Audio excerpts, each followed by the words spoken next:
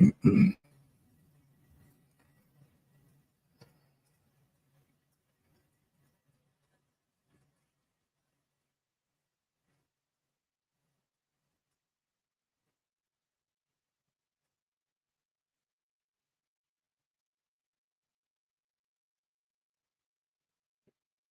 right, and we are live. Thank you guys for joining us for another episode of What Are We Doing?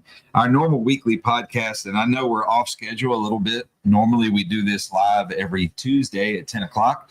We're bringing it to you today on Wednesday as we had an interview conflict, a schedule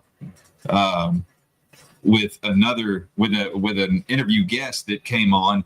And so we did that interview yesterday with that guest, and we'll be releasing that soon. The name of that guest, just in case you guys are curious, his name is John K. Graham, Dr. John K. Graham. He's a very well-renowned reconstructive plastic surgeon. Right. He had some amazing stories for us and some amazing experiences, an amazing life transformation and journey. We'll be sharing that story with you guys soon. So stay tuned. You don't want to miss that episode on the normal Pursuit of Purpose podcast. Right. You will really enjoy this gentleman. Now he has journaled all that into a book. Yeah. And so, please check out that episode. And I think you'll glean a lot from just hearing him tell his not only the highlights of his story, but even how he became. Yes. It's pretty cool. So Yes. So thank you. And thank you for joining in today. So today we put an announcement out this morning, and we're going to talk about, anything that you guys bring up, of course, we will happily discuss. And thank you guys on TikTok. Thank you guys on Twitter, Twitch, Kick, Instagram, YouTube. We're infiltrating everywhere, all the social medias that we can get into. And thank you guys for joining us. Facebook, various places. We appreciate our audience, and we look forward to your contributions today. Last week, we were very proud to have the participation that we had. Yes. We were talking about immigration. If any of you want to follow up on that topic, we'll be happy to do it. But today, our designated topic of discussion is crucial conversations, effective communication. Yes. And how do we do that? How do we have discussions about charged topics without sacrificing relationships? Even in a marriage relationship, a lot of times, I'm a husband. A lot of times I will have something that I really want to talk about with my wife or need to talk about with my wife. And it gets avoided for the fear of friction.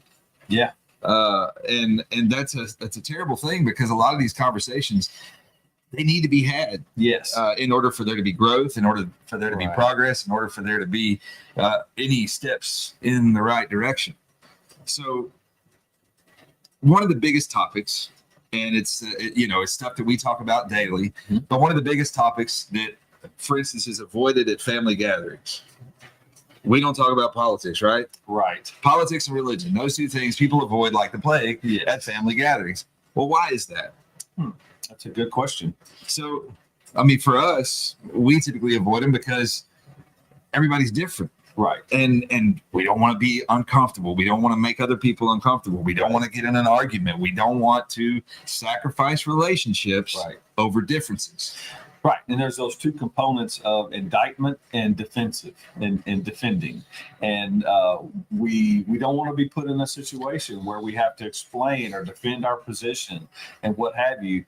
And when we do go into those areas of either, let's say, defensiveness and defending the position, now it's almost like it seems fruitless. Like I'm taking on this pressure that I have to convince you. Like, can't you see it the way that I see it? And if you just would see it the way that I see it, wouldn't we all get along better?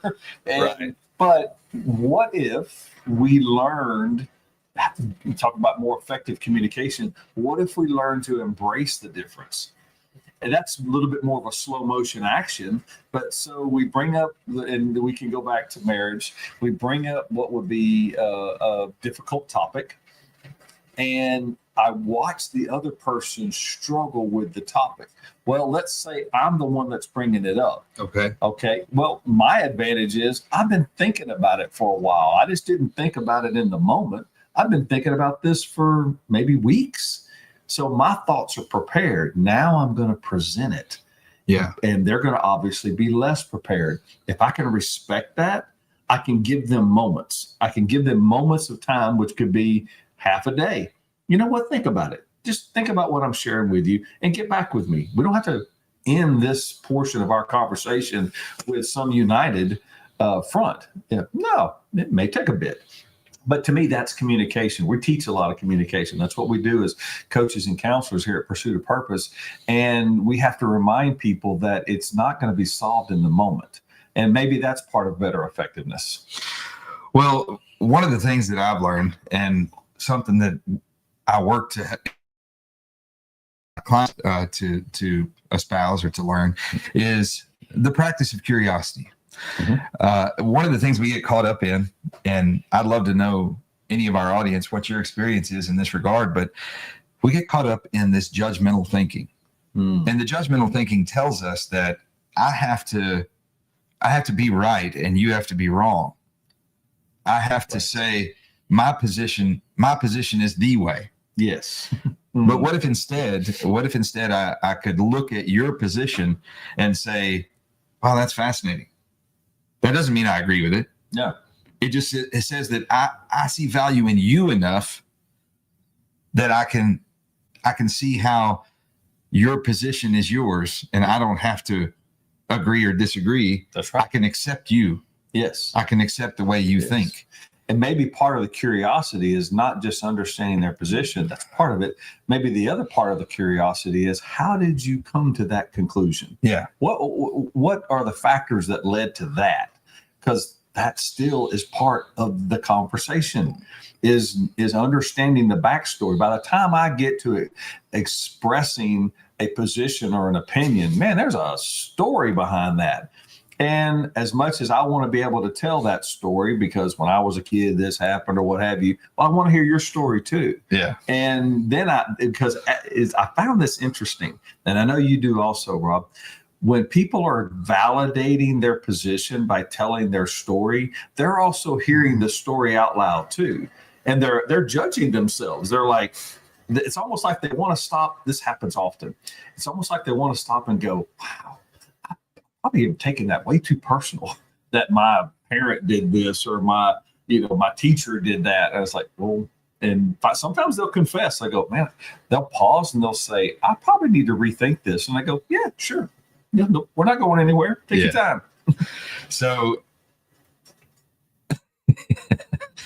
we got a viewer on TikTok that's kind of being silly. Party Saurus 12 said, what kind of party is this? And well, it's a communication party. And they said they have 2 cats and they've never felt more judged. Well, I'm gonna guess, Party Saurus, that you're judging yourself. We got no judgment for you. I have an explanation, Party Saurus. I'm going to tell you why that is. Because dogs have masters, but cats have a staff. You are staff. You know that, right? That's why you have that kind of communication with your cats. So Party Saurus, Chuck's saying that you work for your cats. You work for your cats. We've had both. I've had dogs, I've had cats, and I got that in a greeting card one time. Remember, dogs have masters, but cats have a staff. I'm like, that is so true. Okay, well, this conversation devolved really quickly. We're going to get back on topic. So last week, we had a conversation about immigration, and we tendered the idea that immigration in our country is of great value when it's done right. And toward the end of that conversation, we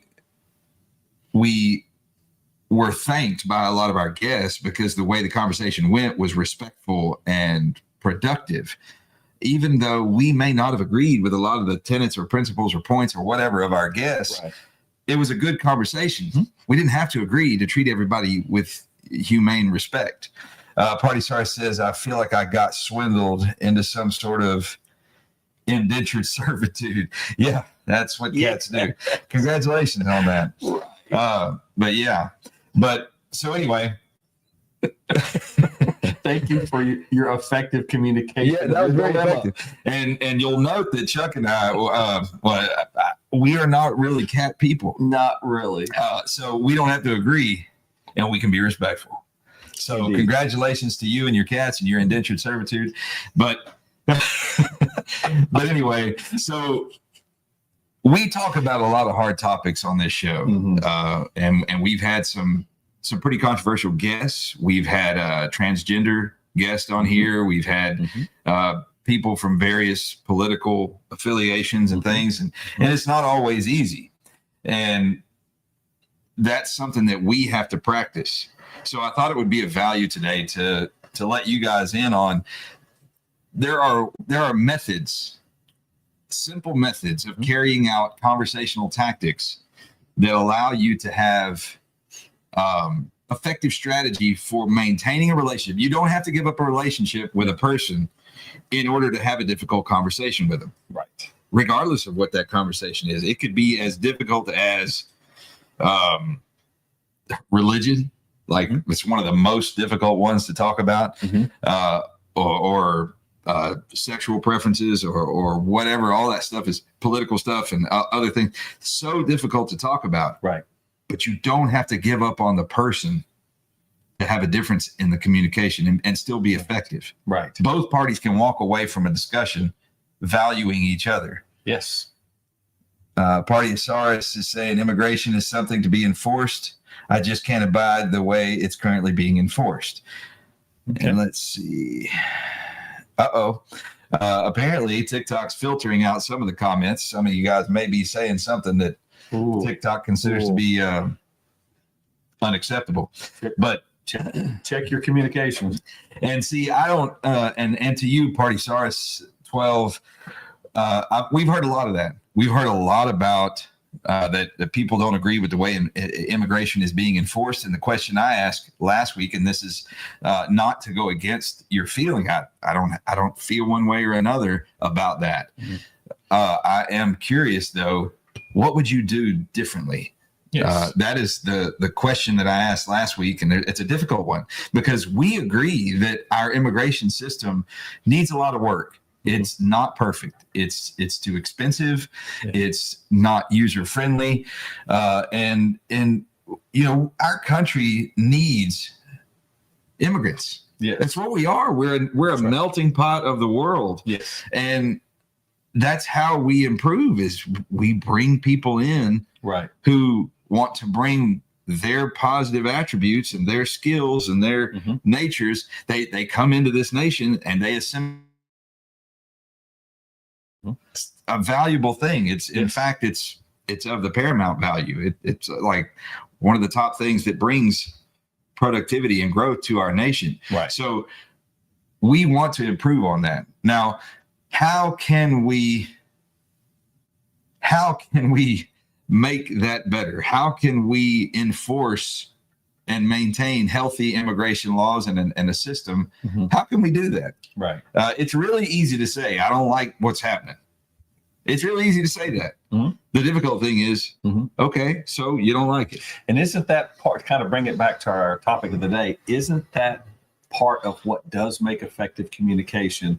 Because I can tell you, even when I'm in therapy with maybe more than one, so if I would say a couple, and somebody's bringing a complaint, and I'll give the disclaimer, I said, as much as you possibly can, if you bring a problem, come with a solution, or at least the start of a solution. At least an idea. At least an idea of what could be.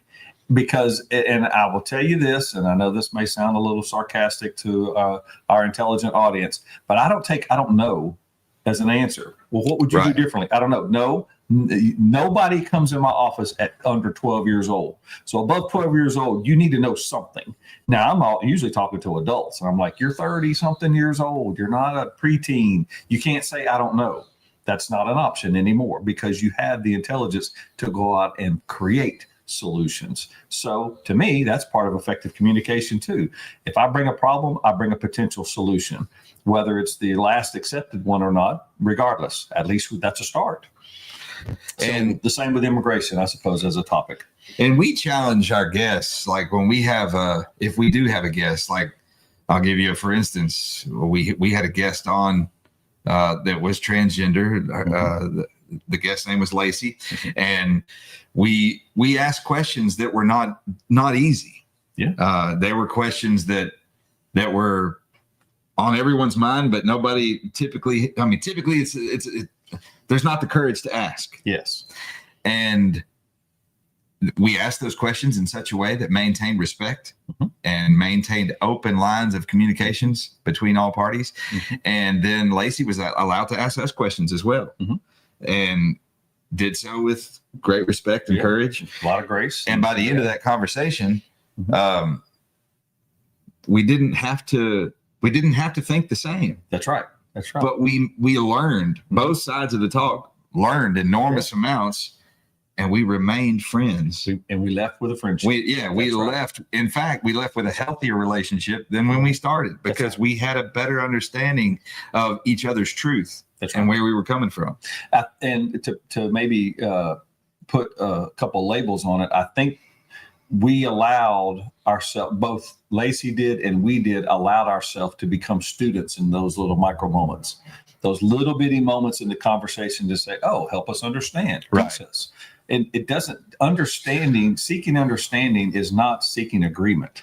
That's two completely different things. Party Saurus has thrown a comment out there, funding and staffing. So I'm curious what you mean by that, because definitely for immigration reform, we're going to need funding and staffing. But what does that mean? What does that look like to you? And what type of staffing?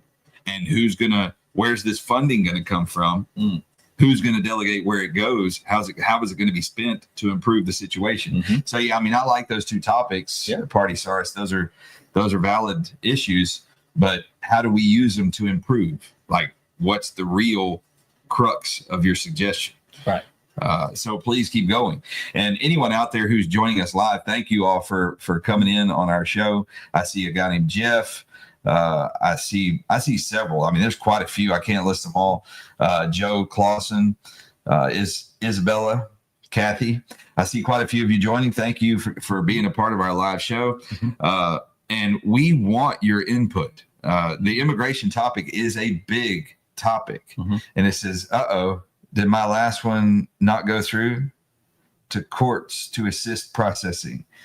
Avoid legal limbo. Okay, so Party Saurus says apparently we want to use funding and staffing to improve the court system and assist in processing to avoid the legal limbo. Now, I like that the focus on the legal limbo, because that's a big deal. We had a guest on our show who was a legal immigrant. One of our first guests, one of our early guests on the show, he immigrated legally from Ukraine way back, and he did it. He started out as a exchange student, and then he went through the legal process, and it took years. Yes, it really did. So I agree with you that we need to really focus on that legal limbo phase. And I may get some pushback from you guys. I'd love to hear about this, but I also think that we, as a nation, we are well within our bounds and in our duty to require a certain degree of assimilation from immigrants. I believe it is incumbent upon us to go back to the days where part of the process was that a person coming to our nation learned to speak our language and learned to understand our Constitution, our Bill of Rights. Yes. That was part of the immigration process. And I think that needs to be maintained. So I'd love your input on that. Well, I think most any person that lives and works and operates in this country would agree that there are certain developed standards that we achieve. We've talked to them on this show about things as simple as transportation, how you get around, how do you develop and then put into the marketplace whatever you're going to trade for some type of income. And those are the standards that I think of when I think of somebody assimilating to what we would call our American way. And it's assimilating. It's not indoctrinating. You can still keep your culture, but you do develop those things so that you are now part of the tradable process. Right. And then that's how we get the benefit. If you bring a talent, well, you have to put that talent in the marketplace so we can go find it. Party Sarah says that she says, I'm split on that. People born here don't have the requirement to learn English. Actually, they do. I mean, they're taught it in public schools. It's part of graduating from the public school system is to learn English. They don't necessarily learn it well. And Party Sarah says, I've met some people that seem hell-bent on butchering the English language as much as possible. And that's actually true. That's factually true. In fact, there are artists, quote unquote artists that are in different types of music that's part of their profession is to professionally butcher the English language. Yes. And yeah, I mean, that's a fact. But at the same time, yeah, it is actually a requirement in our country that children, first, it's a requirement that you go to school. Mm-hmm. And one of the fundamentals is English. Well, if you think about it, and I'm not trying to be silly when I say this, but there's even subcultures of language exchange. For example, think of just about any industry. It could be anything from medicine to law enforcement to law itself. They all have codes in their sub-language. So if I'm sitting in a room with other like-minded professionals, we actually use acronyms to describe whole conversations. That too is assimilated language. I'm assimilating myself into the tech language or the medicine language so that I can operate well in that environment. It's kind of like that to me. And y'all may see it differently. And if you do, please comment. But so we have a global exchange of how we can kind of talk anywhere we want to go in this country. We pretty much understand each other. And then we have these micros, which may happen in your particular field of interest. So, thank you, Party Sarah. Party Sarah says that they see our view on assimilation, and thank you for that. And if there are any other of you out there that has a particular part of possibly immigration or any other current topic that may be a charged topic, we'd love to hear from you. If there are any, like if you're not from, like we're in Texas.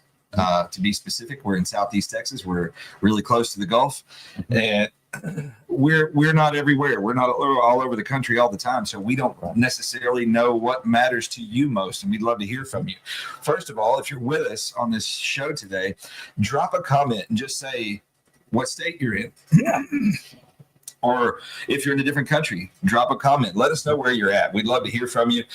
We'd love to shout out to you and let the audience know where you're from, what part of the world you're in. Right. So thank you guys for joining us. I see Steve just joined. Chosen One just joined. Yes, you are.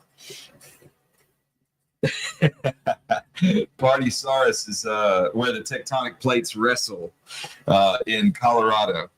Right. Chuck actually has family in Colorado, so that's great. Thanks for joining us. Living on the fault line as we speak. Right. So we've heard some stories about Colorado. In fact, we had a very prominent guest, one of your state representatives from Colorado, on our show just a couple of weeks back. And you guys are experiencing some pretty serious turmoil. You know, politically, we talk a lot about, we see in the headlines, we see on social media and in the news about different things that happen. Like, for instance, this is a big one, sex change operations on kids. Yeah. And, you know, one faction says that's not real. That doesn't really happen. Another faction says it happens all the time. And then, you know, so a lot of us who are not in those areas, we don't know the truth. Right. Well, last week or week before last, whenever it was, we had state representative from Colorado and gubernatorial candidate Scott Bottoms on our show.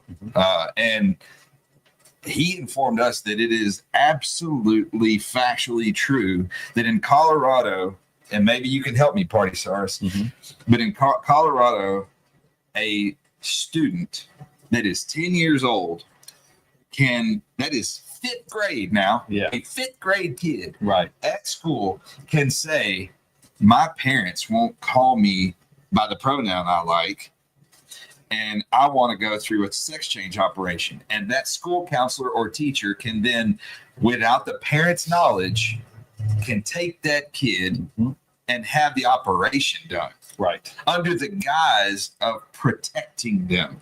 Right. like as if the parent is abusing them by not having their sex changed. Yes. And then when they get to the hospital, they get complicity with the medical staff. They too tell the child, we're going to do this and don't tell your parent.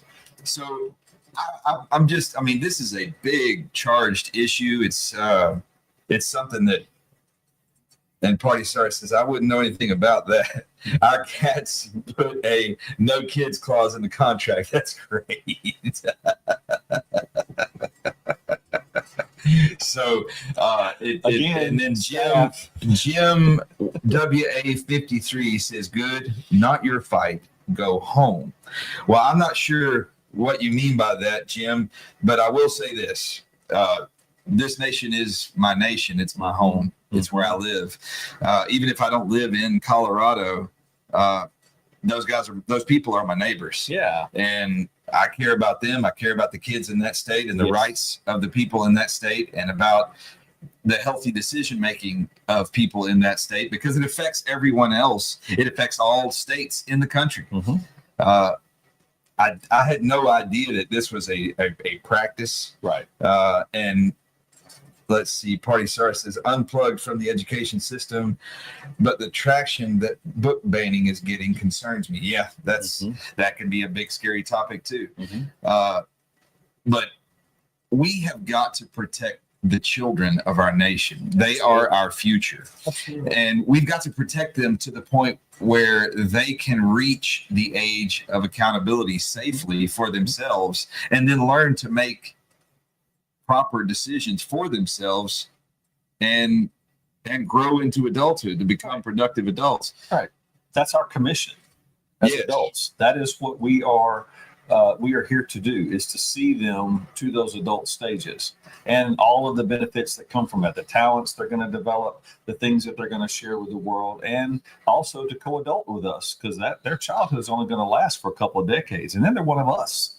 And are we preparing a contingent of our society to work better with us, even if we don't perfectly agree?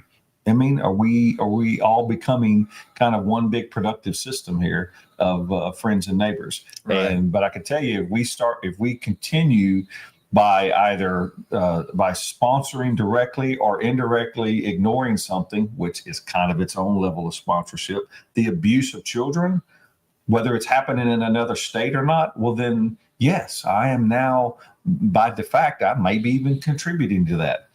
So can I go and stop it directly? Likely not. But can we discuss things like good communication, which is a part of our platform today?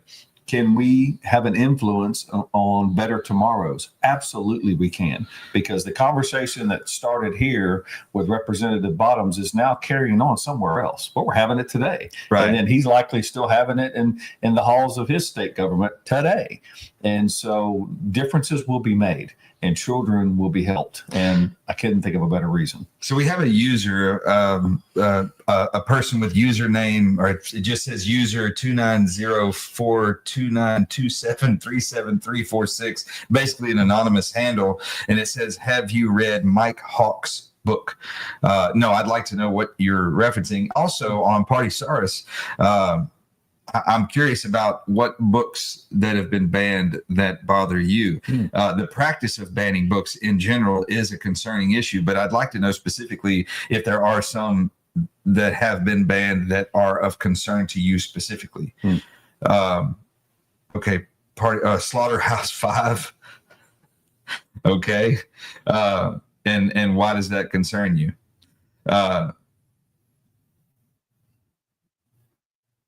Let's see.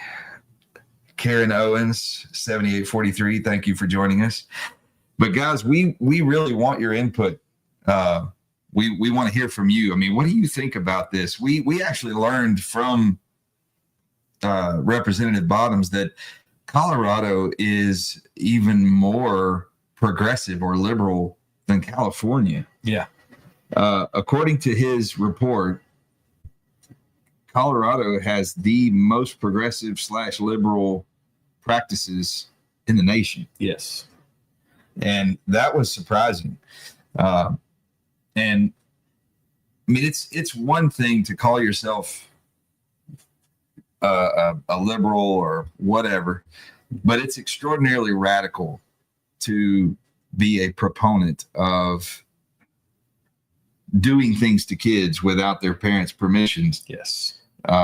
Especially at such an early age. Right. It's one thing if a kid or a person is 18 years old or 21 years old and they need help getting something done. That's completely different. Right. But when a child, 10, 11, 12, 13 years old, that child is in no way in a position of maturity enough to make permanent physical alterations to their body. Right. And no adult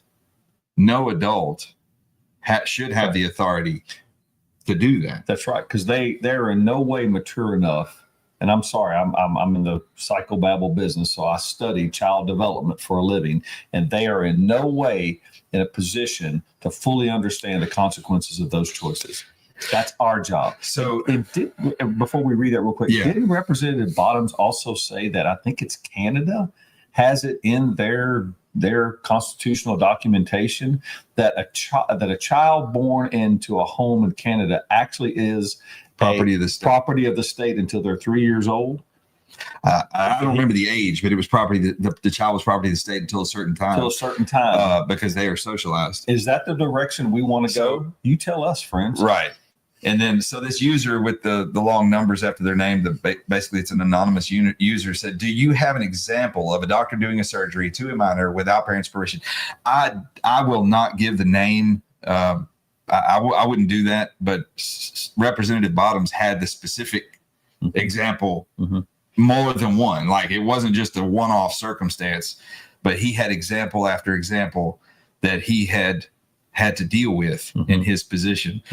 So yes, that really did, like, those are real things that happened. Right. And it's not something that doesn't, I mean, this is not a rare thing. That's what scares me. Like, I had no idea that this was real, so prevalent. Right. And if I may, to that particular listener, and thank you, good question, because when he brought that up, before we could ask, he went on to say we had documented evidence that we shared with our colleagues in various committees and various meetings out on the state capitol level. So I would feel pretty sure to say if it made it to that level, it was irrefutable. It did happen, and those things were documented, and they were able to be discussed in the halls of lawmakers in the state of Colorado. So I'm pretty sure if you would like to dig into somewhere into the documentation for the state of Colorado, you too could find it as well.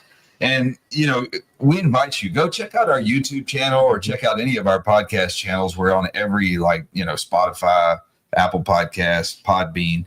We're all over the place. And go back and check those episodes and watch what Representative Bottoms said. And I mean, you'll see, he will reference the things. He's very careful because some of those things are the names.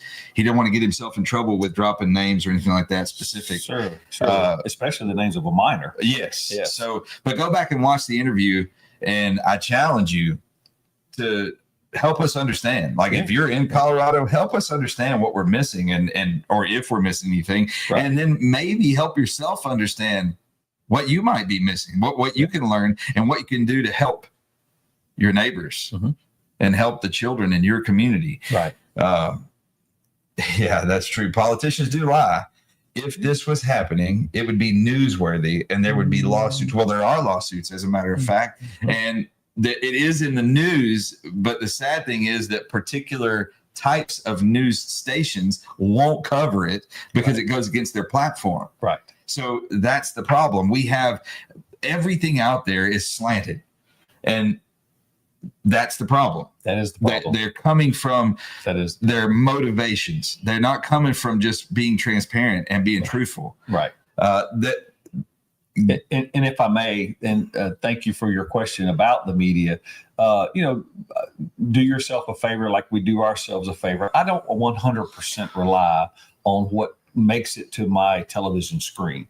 That is so edited and is so carefully orchestrated because of lots of reasons. One, because there's a limited amount of time, and then second is because there is that possible slant, that they have a certain favor that they're trying to promote. So they're not going to tell us things that they know would upset people they want to agree with them.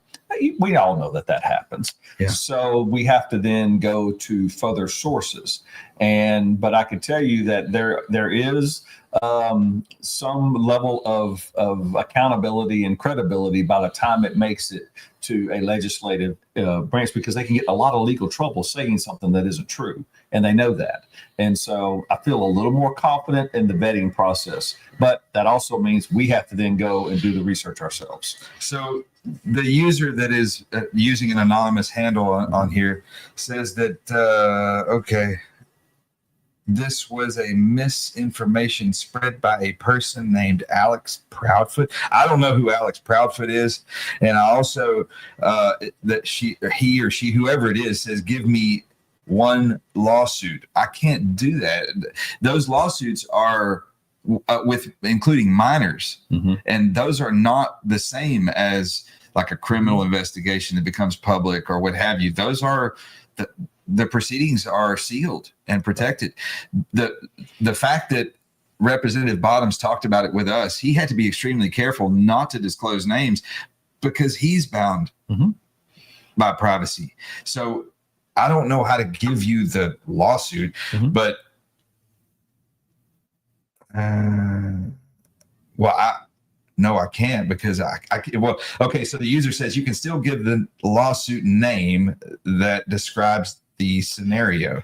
I tell you what, how about this? If you are this interested, and that's wonderful, why don't you look up how to contact candidate Bottoms' office as a representative and definitely as a gubernatorial candidate, and inquire about this. And if there is trackable evidence, maybe his office can lead you to that, and then that way you can kind of read for yourself.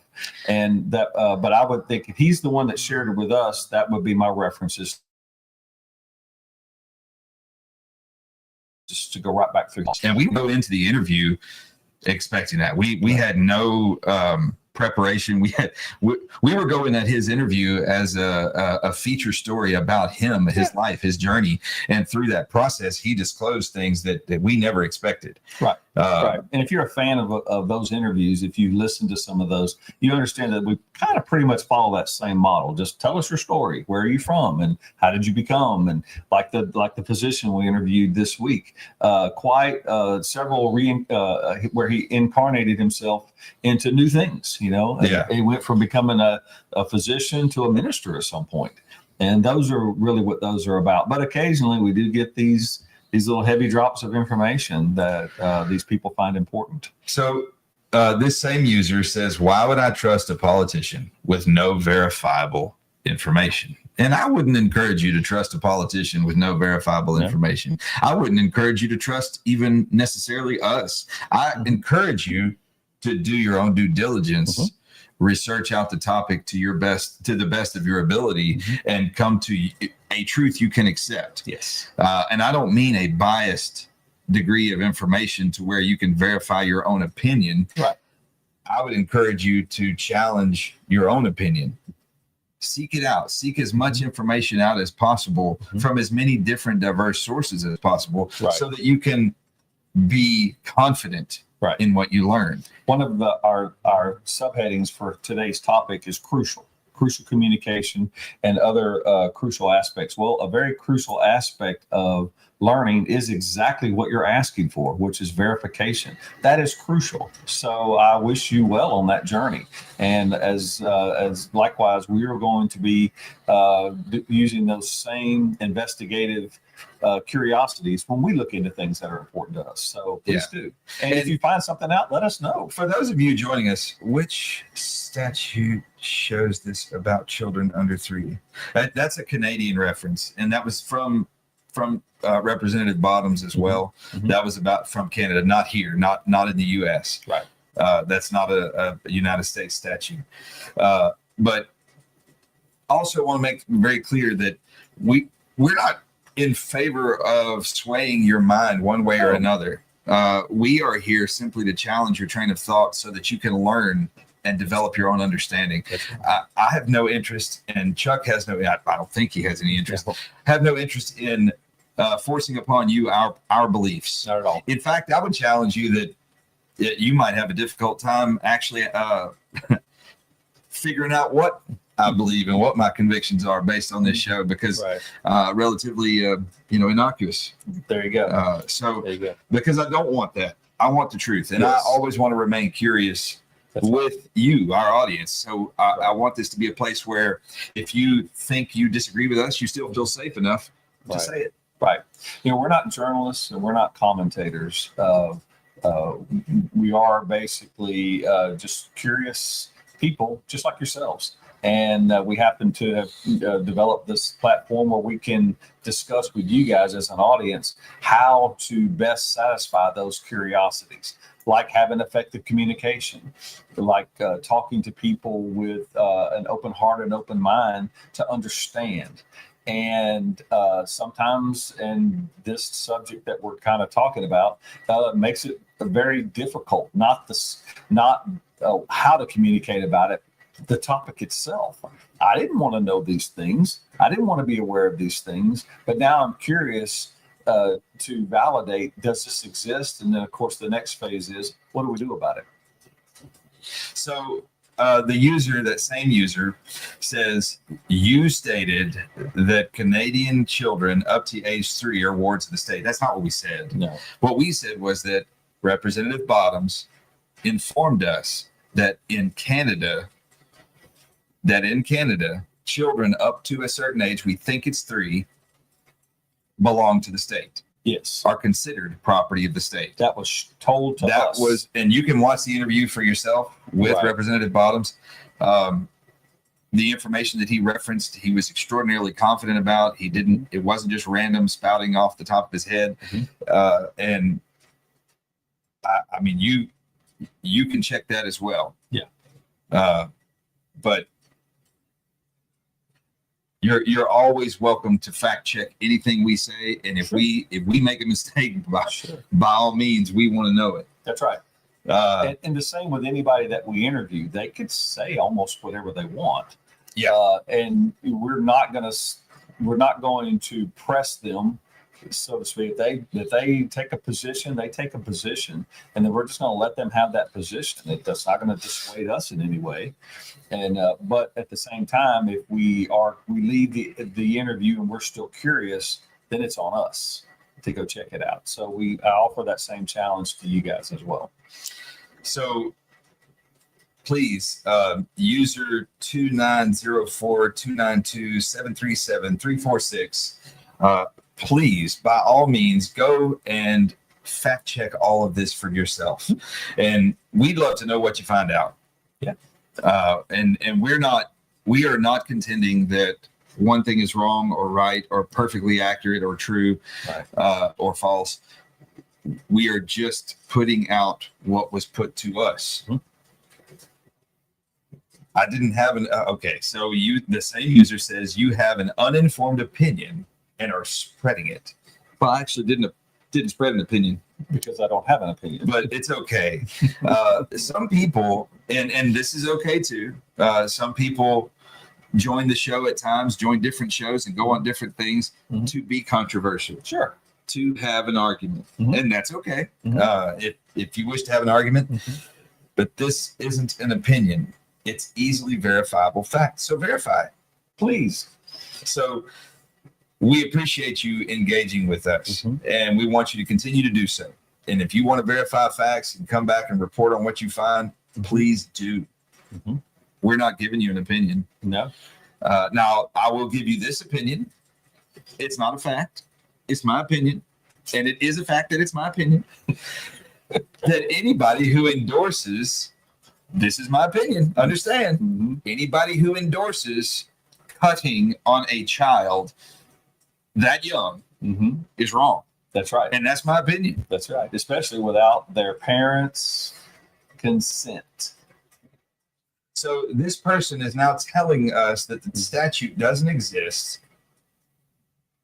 and they're okay. You need to verify the claim. I'm telling you the statute doesn't exist. So are you saying that you have verified it and then you can provide the proof to that?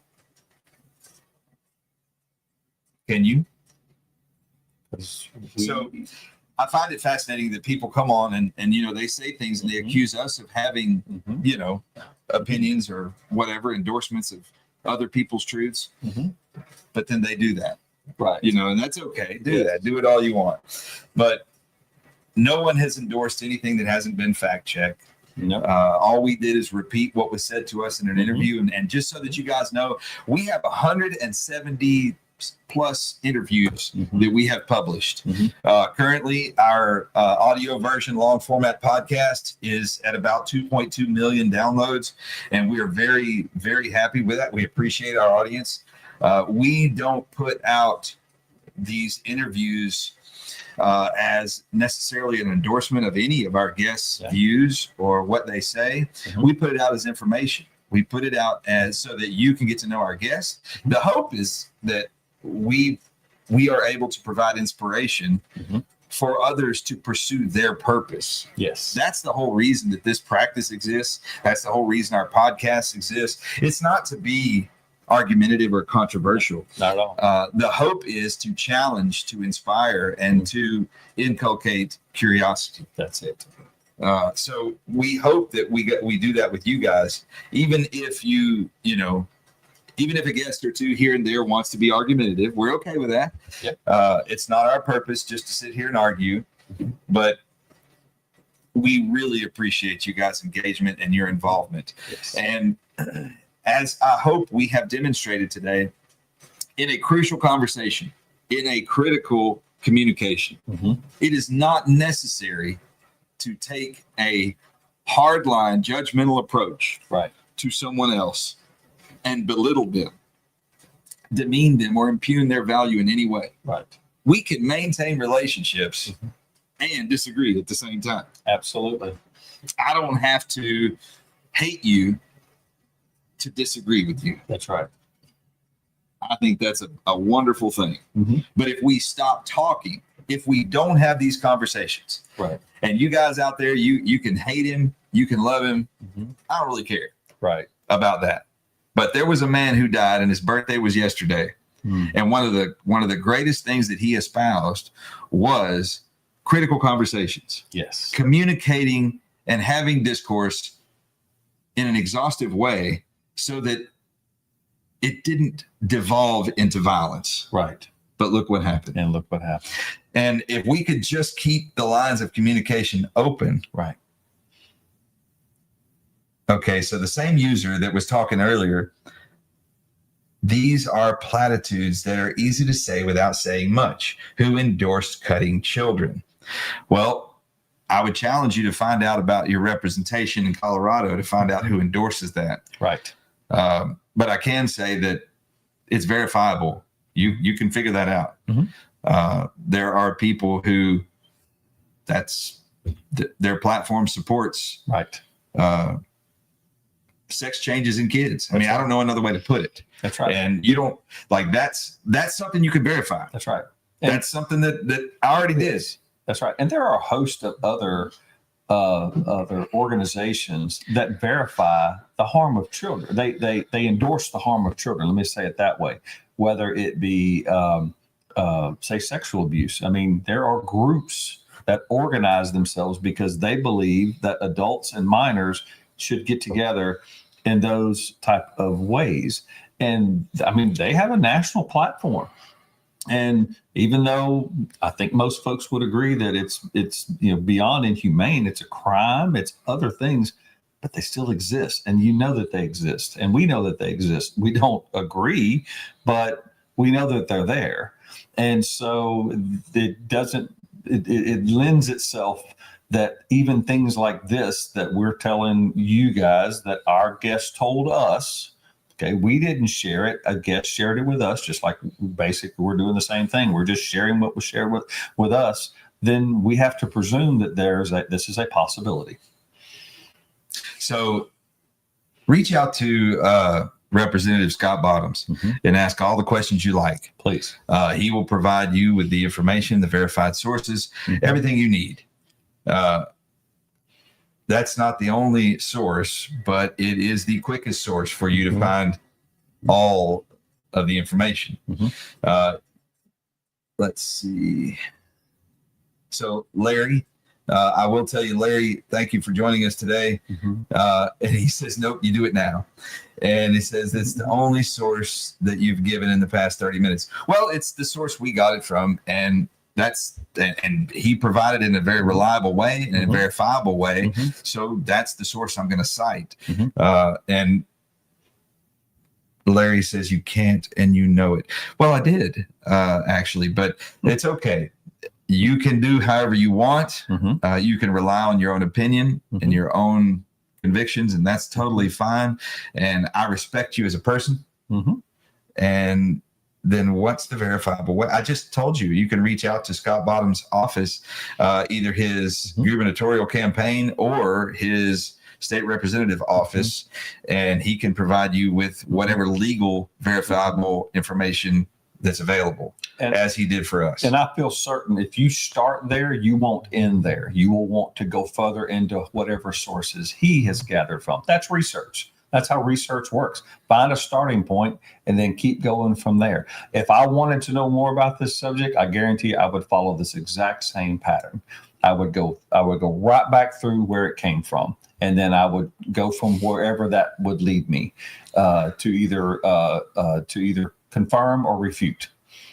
So it's okay.